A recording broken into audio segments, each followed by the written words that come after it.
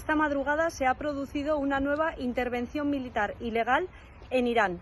Después de Palestina, después de Venezuela, después de que se esté amenazando durísimamente a Cuba, estamos viendo cómo Estados Unidos e Israel atacan a Irán en una nueva vulneración de ese derecho internacional humanitario que voló por los aires en Gaza. Lo hemos dicho con total claridad. Necesitamos pararles los pies antes de que arrasen con el mundo entero, porque esta es una guerra por petróleo. No es casualidad que Venezuela e Irán fueran dos de los principales países que le vendían petróleo barato a China. Esto no tiene nada que ver con la democracia, tiene que ver con una guerra por la pasta, por petróleo.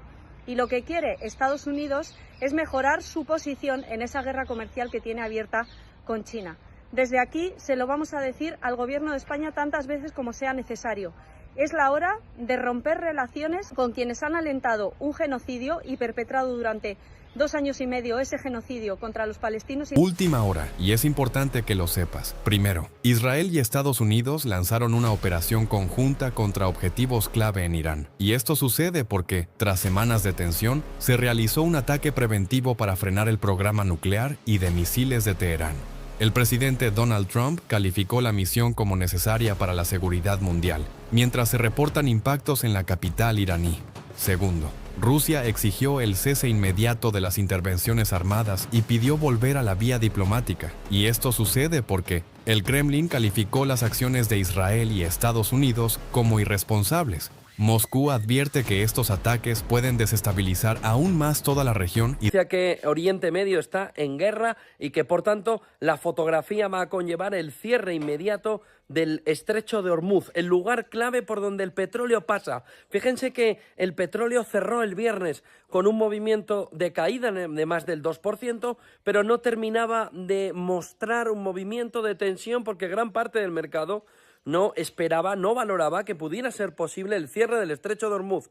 Vamos a ver si de aquí al lunes pudiera reabrirse por cualquiera de las vías, si por la distensión o por el final de la guerra en el lado estadounidense e israelí, pero la fotografía ahora mismo es de una complicación enorme, ya que el cierre del estrecho de Hormuz, aunque la OPEP ha dicho esta mañana que iba a elevar la cantidad de petróleo que iba a poner en el mercado para intentar evitar que subiera el precio de manera demasiado abrupta, todo parece indicar que la OPEP no podría contraponer al 25% del petróleo que pasa por el estrecho de Hormuz. Primero los hutis estaban mandando desde Yemen el mensaje de que se iba a cerrar el Mar Rojo, lo cual ya afectaba la circulación de petroleros, pero sobre todo de cargueros por la región, por Oriente Medio. Ahora la clave fundamental está en que el cierre del estrecho de Hormuz supone entre el 20 y el 25%. No es el 20, pero tampoco es el 25%. Estaría en el 23,5, 23,700.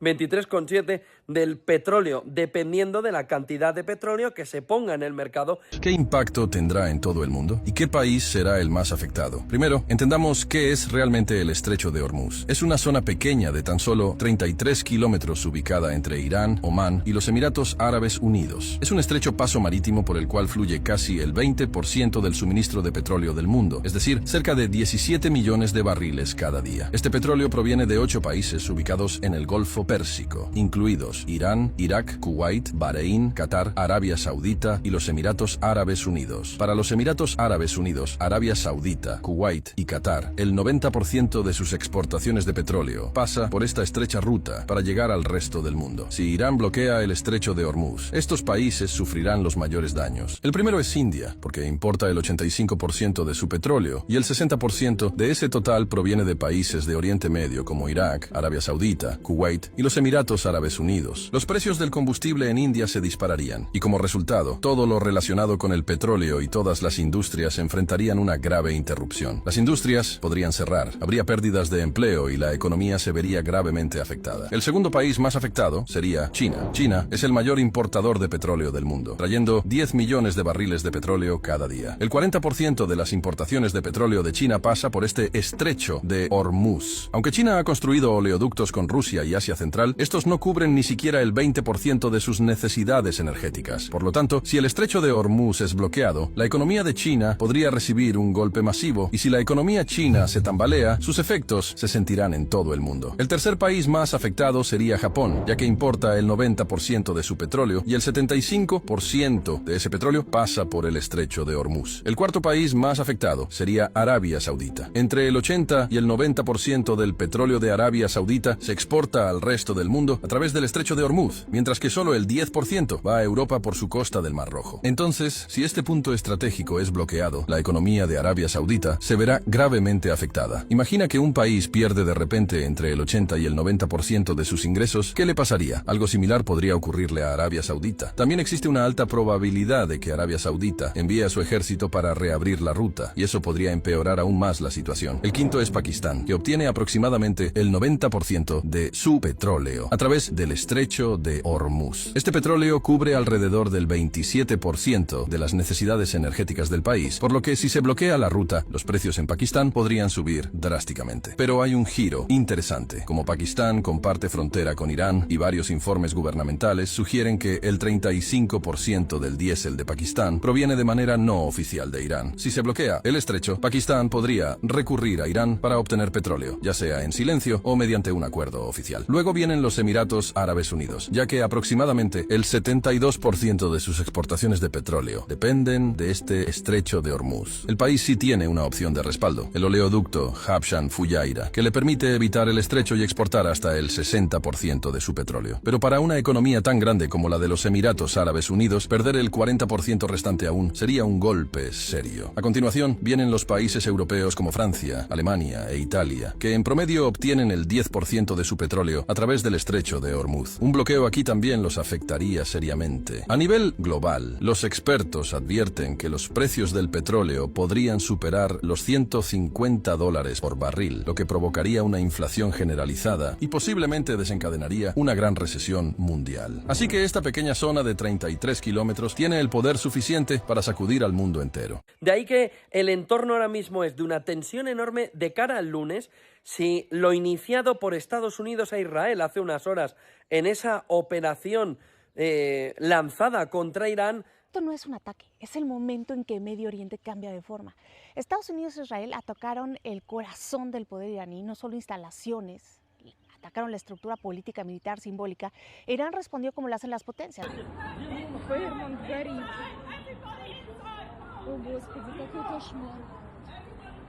No solo contra Israel, sino contra bases estadounidenses en todo el Golfo, en Bahrein, en Qatar, en Kuwait, en Emiratos Árabes Unidos. Y eso convierte el conflicto en regional. Espacios aéreos cerrados, misiles cruzando fronteras, ciberataques, evacuaciones en Teherán. Y mientras tanto, la ONU condena, Europa pide moderación, China pide diálogo y Rusia acusa agresión. Y todos reaccionan, pero el chiste es que nadie controla. Irán no es solo un país, es una red. Desde Hezbollah hasta los hutíes es un sistema diseñado para proyectar poder sin invadir. Y atacar a Irán es intentar apagar toda esa red, pero también la pueden encender. Y hoy no estamos viendo una guerra más, estamos viendo el inicio de un nuevo orden definido por quien está dispuesto a escalar más.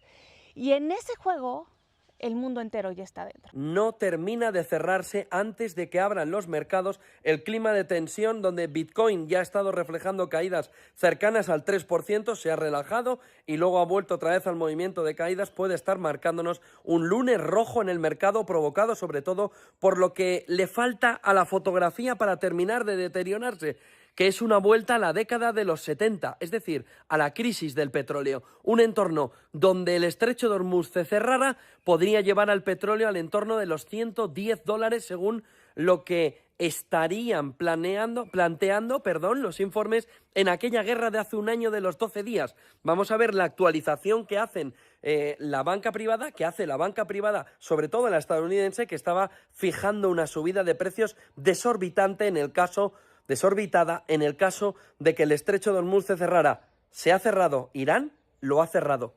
El gobierno catarí insiste en que solo el diálogo evitará una tragedia humanitaria que afecte a todos los países vecinos. Abastecen de provisiones mientras las alarmas antiaéreas suenan en varias ciudades. Y esto sucede porque Irán respondió con el envío de drones y misiles hacia territorio israelí tras el inicio de la ofensiva. Las autoridades han pedido a la población mantenerse cerca de zonas seguras y seguir los protocolos de emergencia.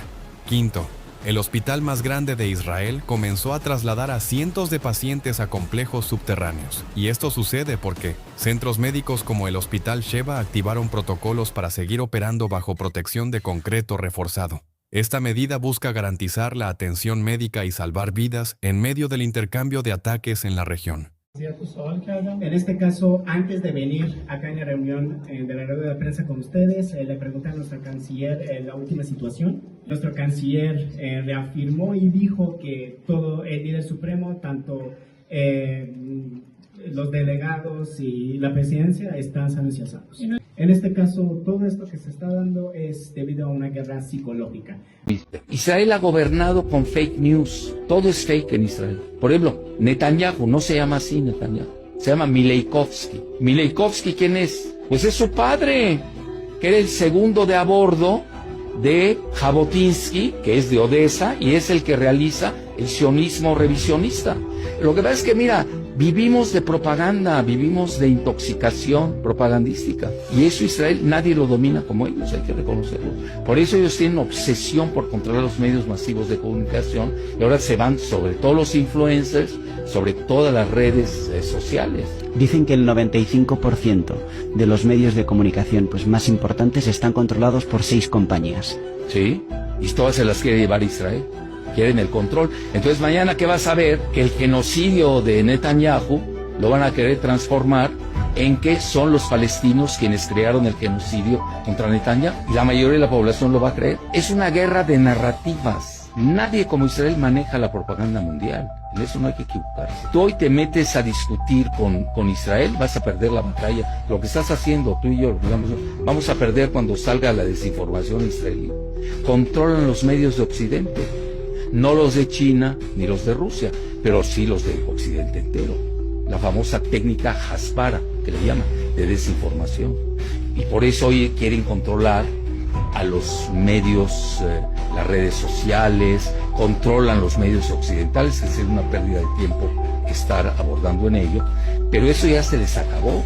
Hoy Israel tiene por lo menos 300 bombas nucleares. Yo soy de la idea que tiene más de 500. Nosotros ya tenemos la experiencia de junio. Obviamente en junio sí sucedió esto, que atacaron a muchos generales de nosotros directamente debido del internet y la famosa ubicación en tiempo real de WhatsApp. Y ya teniendo esa experiencia no vamos a permitir que suceda lo mismo. Y aparte de eso, estos son cosas que se pronuncian por parte de Estados Unidos, pero se necesita declaración y pruebas. El gobierno de Irán desmintió categóricamente la muerte del ayatolá Ali Jamenei tras los ataques en Teherán, asegurando que el líder de la revolución se encuentra a salvo y al mando.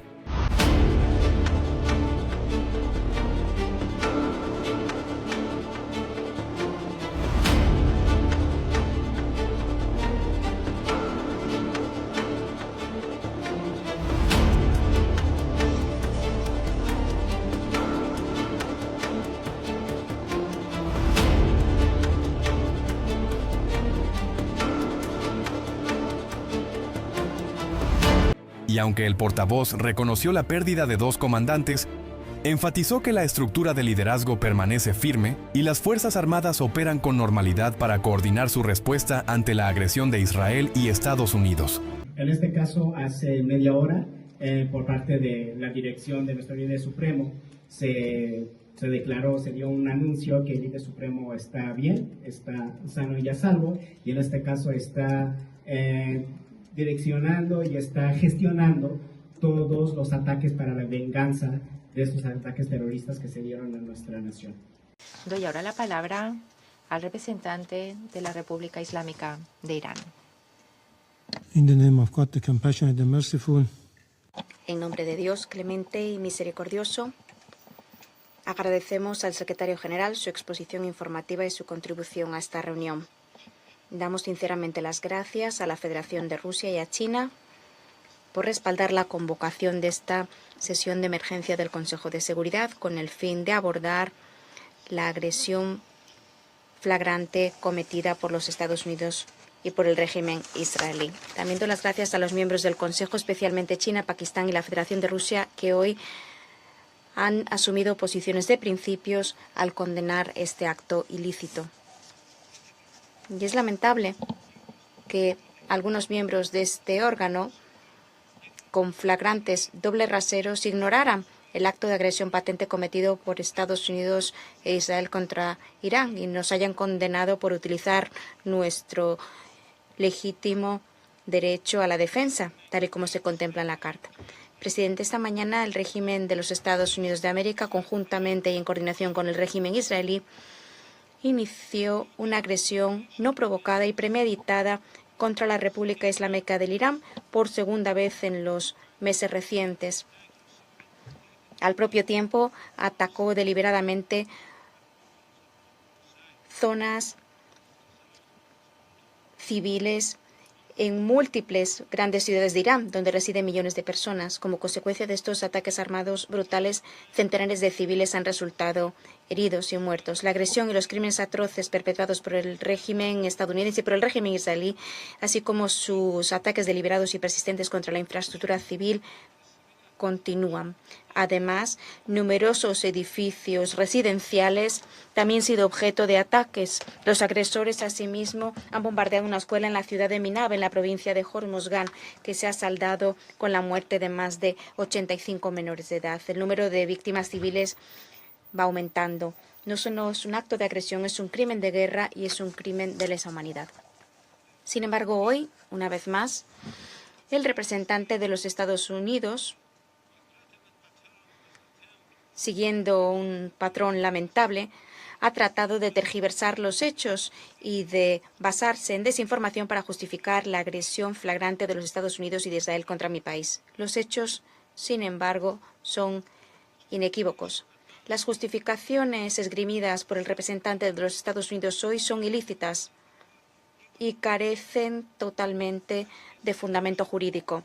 Las acusaciones infundadas que se han invocado para defender este uso ilegítimo de la fuerza carecen de fundamento en el derecho internacional. La invocación de un ataque preventivo, afirmaciones de amenazas inminentes u otras afirmaciones políticas infundadas no pueden legitimar esa agresión. Estas afirmaciones son infundadas desde el punto de vista jurídico, moral y político y contradicen los principios claros de la Carta de las Naciones Unidas. También rechazo categóricamente las afirmaciones realizadas por las delegaciones de Francia, el Reino Unido y otros miembros occidentales con relación al programa nuclear de Irán, que es para fines pacíficos.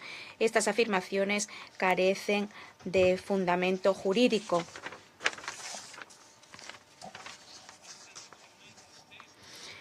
Señor presidente, el presidente de los Estados Unidos y el primer ministro del régimen israelí han reivindicado abiertamente la autoría de este acto de agresión y han expresado de manera explícita que su objetivo es el cambio de régimen.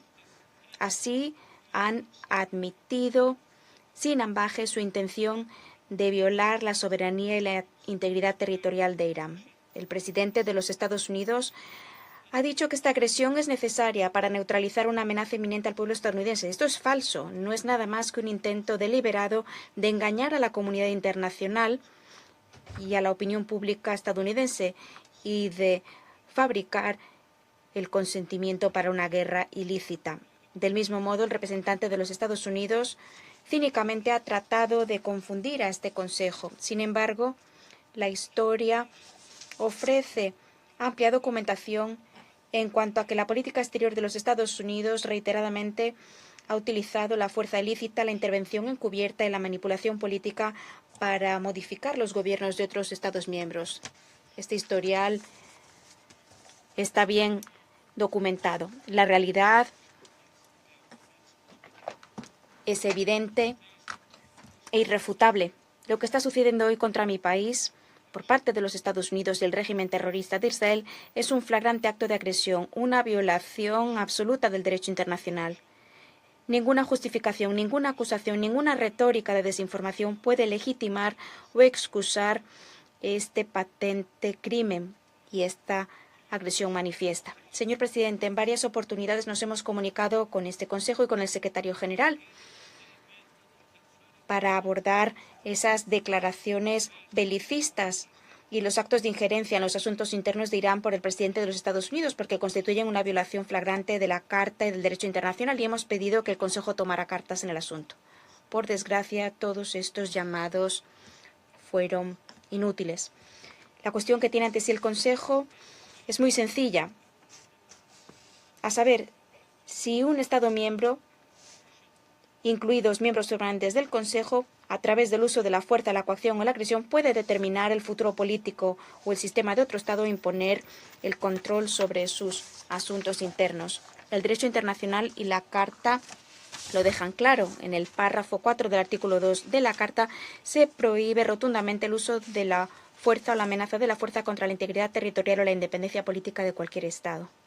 Señor presidente, con este telón de fondo, me gustaría hacer los comentarios siguientes. Primero, lo que está sucediendo contra mi país es un patente acto de agresión. Es una agresión armada evidente contra la República Islámica del Irán. La guerra que libran hoy Estados Unidos e Israel no es solo una guerra contra Irán, es una guerra contra la Carta de las Naciones Unidas, una guerra contra el derecho internacional y una guerra contra el orden jurídico internacional sobre el cual se crearon las Naciones Unidas y el Consejo de Seguridad hace 8 décadas. Como se afirma en la Carta, las Naciones Unidas fueron creadas para preservar a las generaciones venideras del flagelo de la guerra.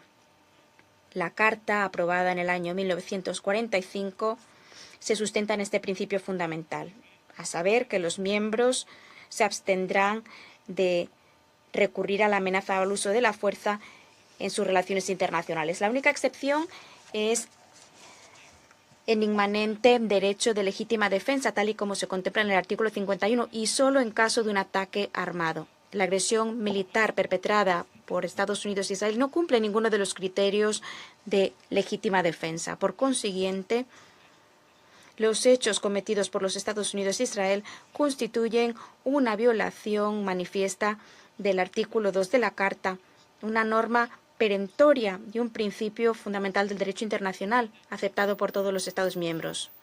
Ni en la Carta ni en el derecho internacional se reconoce que los asuntos internos de los Estados constituyan una justificación para que otros Estados recurran al uso de la fuerza, porque, de ser así, ningún orden jurídico internacional podría sostenerse. El imperio de la ley sería reemplazado por el imperio de la fuerza.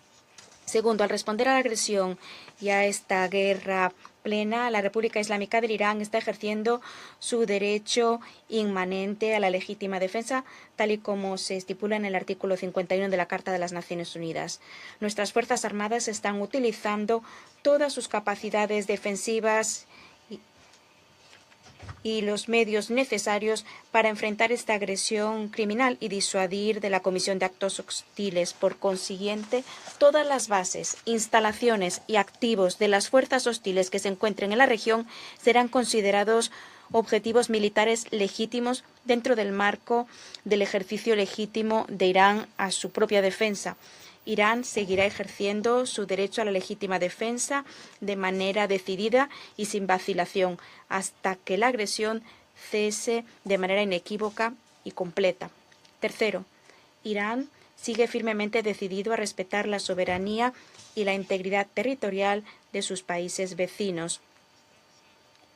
Bajo ninguna circunstancia atacaremos la soberanía, la población o los intereses de nuestros países vecinos en el Golfo Pérsico. Nuestra respuesta legítima ha ido dirigida única y exclusivamente contra las bases y los activos del gobierno hostil de los Estados Unidos de América, bases y activos que funcionan fuera del control de los estados anfitriones donde se encuentran. Se ha dado prioridad a aquellos blancos que merman la capacidad y los medios del agresor para continuar con sus actos malintencionados. Anteriormente, y por cauces oficiales, ya se lo habíamos advertido al secretario general y al Consejo de Seguridad. Cuarto, Pese a la constante política hostil de los Estados Unidos, nosotros, de manera sincera y con seriedad, habíamos optado por la vía de la diplomacia y del diálogo con el fin de llegar a un acuerdo justo, equitativo y sostenible. Sin embargo, por segunda vez, en medio de negociaciones, los Estados Unidos traicionaron la diplomacia y recurrieron a la fuerza y lanzaron un ataque contra mi país, conculcando flagrantemente la Carta de las Naciones Unidas, ingiriéndose de manera descarada en los asuntos internos de Irán. Incluso están instando al pueblo a que se amotine contra su propio gobierno. El reciente historial de los Estados Unidos con relación a Irán es igualmente claro. Desde enero de 2025, el gobierno estadounidense volvió a imponer un enfoque hostil, inclusive la política de la denominada máxima presión y de la asfixia económica a través de sanciones generalizadas y debilitadoras. La Asamblea General ha votado una y otra vez por mayoría aplastante contra esas medidas coercitivas unilaterales. El objetivo de estas medidas ilícitas ha sido transparente: lograr la rendición incondicional. Pese a advertencias reiteradas de Irán al secretario general y al Consejo con relación a las graves violaciones de la Carta cometidas por un miembro permanente, el Consejo, por desgracia, no ha cumplido con su responsabilidad primordial y ha permitido que se socave el imperio de la ley a favor del imperio de la fuerza. Quinto,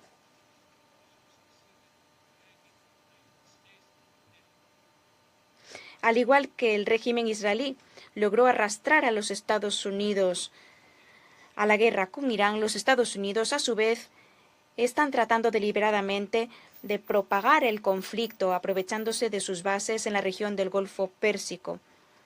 El sueño del hostil gobierno estadounidense de engullir a Irán y obligar a la República Islámica del Irán a subyugarse es algo que jamás lograrán. Esta guerra, antes de ser una lucha de equipamiento militar y de tecnologías avanzadas, es una batalla de voluntades, y en esa batalla triunfará la voluntad de la República Islámica del Irán. Además, la República Islámica del Irán ha afirmado en reiteradas oportunidades su compromiso con la diplomacia y las negociaciones. Sin embargo, jamás nos someteremos a presiones, coacciones o a la fuerza. La diplomacia tiene reglas y principios. No puede coexistir con la agresión. Sexto, la obligación de los miembros del Consejo consiste en defender el derecho internacional y concretamente la Carta. No se les pide que juzguen los sistemas políticos de los Estados, ni que determinen si la agresión militar o el asedio económico da lugar a la libertad o al dominio. No basta con expresiones de inquietud y con condenas vacuas. El Consejo debe actuar. Con arreglo a lo dispuesto en el artículo 39 de la Carta, el Consejo de Seguridad debe de inmediato hacer lo siguiente: determinar que los Estados Unidos y el régimen israelí han cometido un acto de agresión y exigir el cese inmediato de su uso ilícito de la fuerza, incluidas todas amenazas explícitas o implícitas contra Irán, y exigir garantías vinculantes de no repetición. Asimismo, ha de afirmar el Consejo que los Estados Unidos y el régimen de Israel tienen plena responsabilidad internacional respecto de todos los daños materiales y morales causados a la infraestructura y a las instalaciones de la República Islámica de Irán y que tienen la obligación de proporcionar plena reparación. Termino, señor presidente, con una verdad sencilla e indiscutible. Israel y los Estados Unidos han atacado a Irán, han conculcado el derecho internacional y han vulnerado la Carta de las Naciones Unidas. Tienen que responder de sus actos. Mientras continúe esta agresión, Irán seguirá ejerciendo su inmanente derecho a la legítima defensa, con firmeza, de manera proporcionada y sin vacilación, hasta que finalice la agresión. El Consejo de Seguridad debe actuar de inmediato y poner coto de inmediato a estos actos de agresión. Guardar silencio equivale a ser cómplice en este crimen. Gracias. Estados Unidos e Israel matan a más de 100 niños en Irán. Hace unas horas, Estados Unidos e Israel bombardearon criminalmente a Irán, sobre todo a su población civil. Esto es fascismo, no es libertad ni democracia, violando el derecho internacional. Y en el caso de Estados Unidos, Trump ni siquiera contaba con la aprobación del Congreso como marca la Constitución. Hola, ¿qué tal a todos? Tenemos noticia de última hora y es que en estos momentos el Congreso de los Estados Unidos está indignado por lo que está pasando en Irán, ya que el presidente de los Estados Unidos no los tomó en cuenta. Para los que no sabían, el presidente antes de iniciar una guerra tiene que tomar acción con el Congreso y pedir la autorización a ver si están de acuerdo y asimismo mandar aviones militares a donde los iba a enviar, pero el presidente Donald Trump al parecer se lo brincó como es de costumbre y en estos momentos tanto republicanos como demócratas están indignados por lo que sucedió. La representante Ocasio-Cortez en estos momentos está pidiendo su destitución directa y que el vicepresidente tome el mando del Ejecutivo en los Estados Unidos. Y es que esto va a ocasionar una guerra política interna y ya no tanto militar, sino una guerra política interna. Así que quieren destituir al presidente tanto republicanos como demócratas y eso es lo que está diciendo la representante Ocasio-Cortez. Vamos a ver qué pasa. Ahorita estamos en una crisis tanto militar como económica y ahora política. Pero es una noticia que está en curso, pero yo los voy a mantener informados. Saludos. Lo acaba de escuchar completamente, se lo vamos a repetir, vamos a traducir lo que el presidente Trump acaba de decir.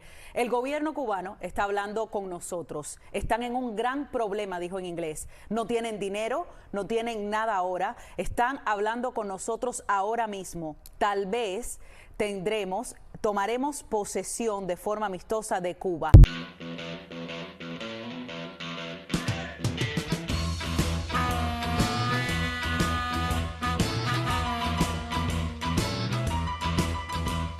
Esta caída es monumental, el fin del monopolio de la opinión. Mientras TV Azteca usaba sus noticieros para proteger los intereses de su dueño y atacar las causas populares, las redes sociales se convirtieron en la nueva plaza pública donde el pueblo se organizó para denunciar sus abusos y evadir su propaganda. Ya no necesitamos que un presentador con traje de lujo nos diga cómo va el país. Ahora tenemos la información directa, sin los filtros de un empresario que solo buscaba inflar sus bolsillos. La televisión de la Jusco murió de irrelevancia porque prefirieron el rating del escándalo antes que el respeto a la inteligencia de los mexicanos. Es hora de aislar internacionalmente a Donald Trump, romper todas las relaciones que tenemos con un Estado terrorista como es Estados Unidos y cerrar de una vez por todas las bases norteamericanas en suelo español. Este es el momento de actuar. Si no es ahora, ¿cuándo vamos a actuar? Pensad lo que significa que llevemos 3 años viendo a diario cómo se ejecuta un genocidio en directo, cómo hay niños y niñas en Gaza que están muriendo de frío, muriendo de hambre, muriendo bajo las bombas de un Estado terrorista que está apoyado por Europa y por Estados Unidos.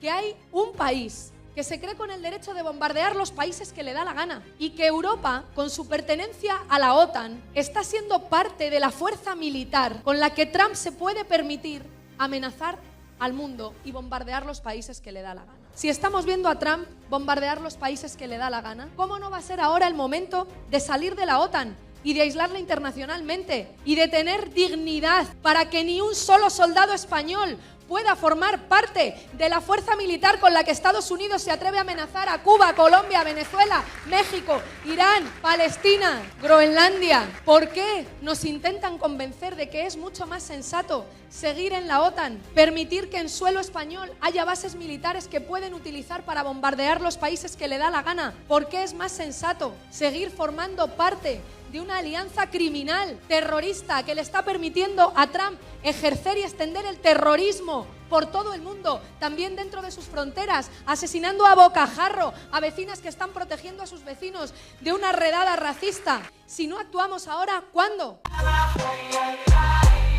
México en nuestra sangre, con